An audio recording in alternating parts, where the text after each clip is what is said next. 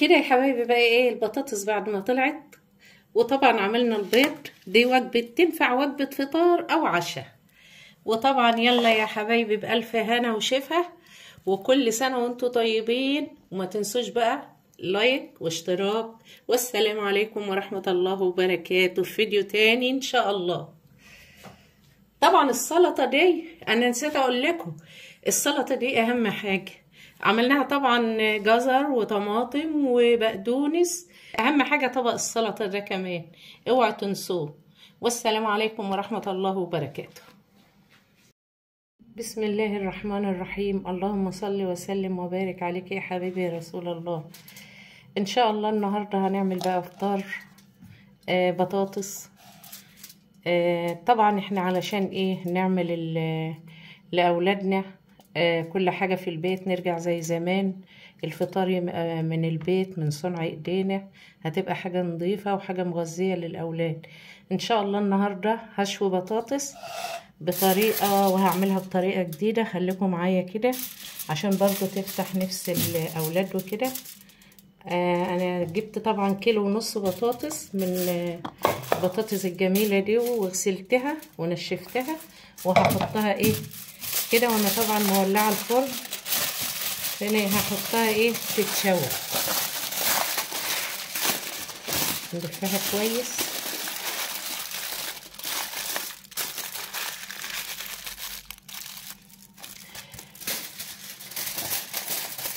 ان شاء الله ايه كل حاجة تبقى يحتاجوها الاولاد نعملها في البيت، ومفيش داعي ان احنا نشتريها من بره. وربنا ان شاء الله يبارك فيهم وترجع زي زمان كده، زي ما كانوا امهاتنا بيقوموا الصبح يحضروا لنا الفطار وكده، ويعملوا لنا الفطار ايه من البيت، وبيبقى طعمه جميل. فهنرجع تاني ان شاء الله نعمل الموضوع ده.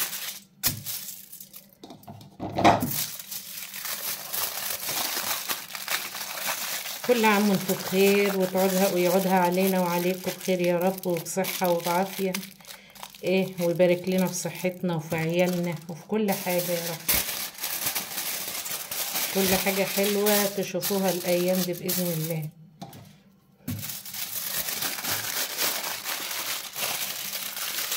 أيام مباركة، كل واحد ايه على قد ما يقدر يعمل خير، لأن اللي ايه لو راح عند العبد مش هيروح عند ربنا سبحانه وتعالى. فكل اللي قادر يعمل حاجة يعملها ان شاء الله، وربنا ايه يجعله كله في ميزان حسناتنا بإذن الله.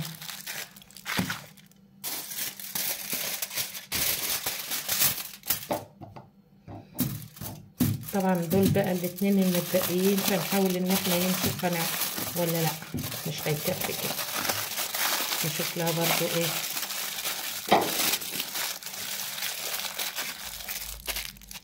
طبعا هشوف ايه ورق ديت برضو، وهنحطها في الفرن، وان شاء الله لما تطلع هقول لكم انا هعملها ازاي بطريقة جديدة بإذن الله.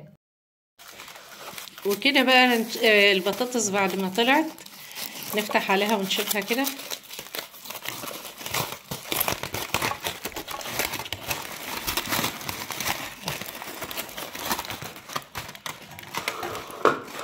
طبعا هي سخنة لسه، بس هي استوت اهي، استوت. فهنحطها بقى في الصينية، لسه برضو لها مرحلة تانية.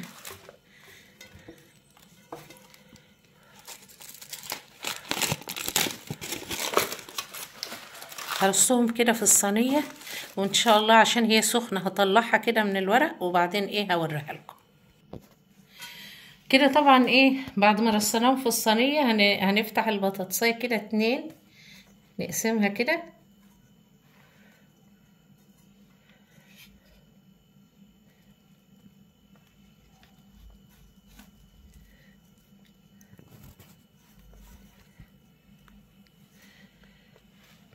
طبعا هنقسمها بالشكل ده، وهنحط عليها جبنة موتزاريلا، ونديها ايه وش تحت الشواية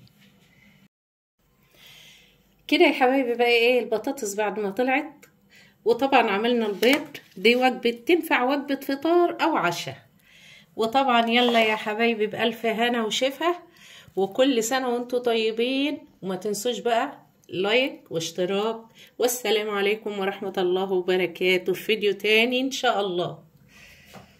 طبعا السلطة دي انا نسيت اقول لكم، السلطة دي اهم حاجة عملناها طبعا جزر وطماطم وبقدونس.